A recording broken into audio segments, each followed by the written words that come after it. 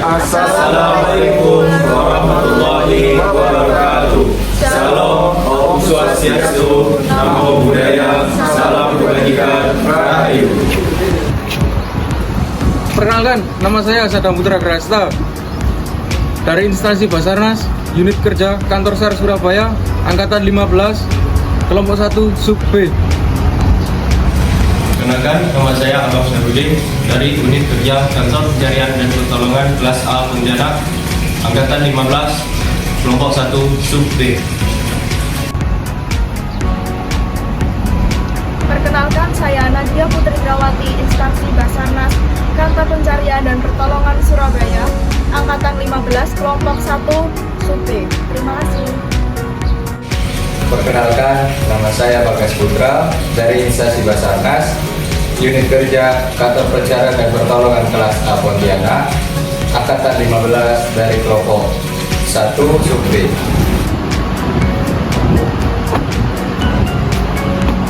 Perkenalkan, nama saya Untung Edi Subekti, instansi Basarnas, Unit Kerja Kantor SAR Surabaya, Kelompok 1, Angkatan 15 Sub B. Halo teman-teman, selamat pagi. Apa kalian tahu berita yang lagi hangat sekarang? Apa kira-kira Mbak berita yang lagi hangat sekarang? Oh, yang lagi hangat sekarang dengar-dengar itu ada penurunan rasa cinta tanah air pada anak muda. Oh, khususnya mungkin pada Gen Z ya Mbak ya? Iya, pada Gen Z. Kira-kira kenapa itu Mbak? Kalau penyebabnya gimana kalau kita bahas di podcast kita? Oh, menarik. Iya. Ayo kita sama-sama saksikan podcast berikut. Jangan lupa menonton. Bye-bye. Halo Gen Z Indonesia, selamat datang di podcast Suara Nusantara Muda.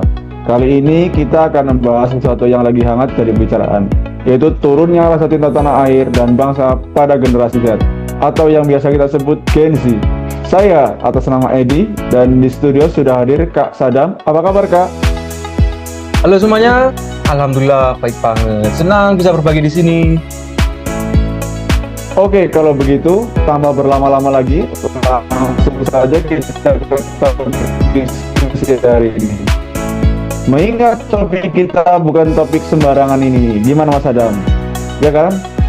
Oke, diskusi saya buka. Mungkin ada rekan-rekan yang ingin mengajukan pertanyaan ke narsum kita, saya persilakan. Silakan Pak penanya. Izin Bapak, saya ingin bertanya. Perkenalkan, nama saya Abang Syahrudin dari Kantor Pencarian dan Pertolongan Kelas A Pontianak. Jadi saya ingin bertanya, banyak yang bilang Gen Z sekarang itu kurang nasionalis.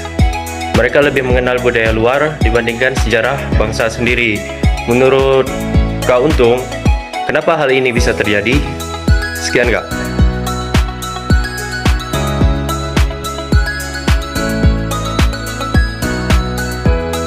Oke, pertanyaan yang bagus. Untuk narasumber, apakah bersedia menjawab langsung atau ditampung dulu yang pertanyaannya? Langsung saja saya jawab, Kak Untung. Memang betul, salah satu penyebabnya adalah minimnya pemahaman mereka mengenai wawasan kebangsaan, yang seharusnya menjadi cara pandang kita terhadap bangsa dan lingkungan yang mengutamakan persatuan. Selain itu, nilai-nilai bela negara seperti cinta tanah air, kesadaran berbangsa dan bernegara, serta rela berkorban seringkali kurang ditanamkan secara mendalam di keseharian. Ditambah lagi pengaruh globalisasi dan media sosial membuat banyak anak muda lebih kagum pada budaya luar.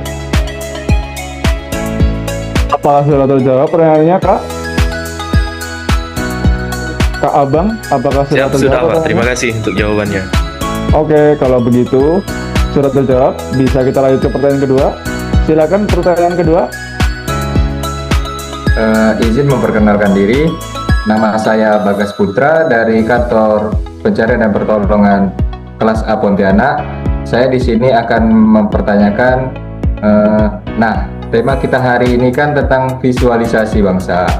Sebenarnya, bagaimana visualisasi itu bisa berperan untuk menggugah rasa cinta tanah air pada Gen Z? Oke, Terima kasih. izin host, langsung saya jawab saja. Visualisasi itu bagus. Visualisasi bangsa itu ibarat jendela yang memperlihatkan identitas bangsa secara menarik. Bisa lewat film perjuangan, komik secara digital, mural tentang keberagaman, sampai konten TikTok yang mengangkat produk lokal. Gen Z itu visual banget. Kalau kita mampu menyajikan sejarah, budaya, dan semangat bela negara dalam bentuk visual yang keren dan relatable, mereka bisa lebih tertarik. Begitu, Kak Bagas. Wah, jawaban yang cukup menarik ya. Terima kasih Kak Sadam sudah memberikan jawaban. Nah, tapi ada satu lagi nih pertanyaan dari saya.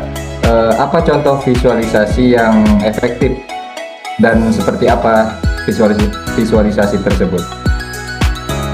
Baik, saya jawab Kak Bagas.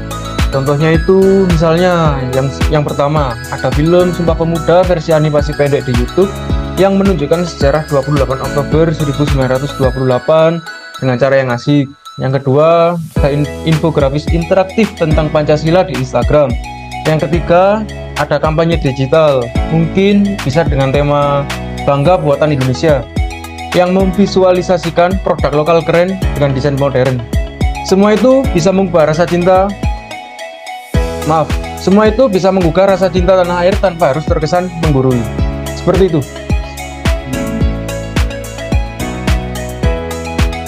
Baik Kak, jawaban yang menurut saya cukup memuaskan. Bagaimana dengan Kak Bagas? Apakah sudah cukup?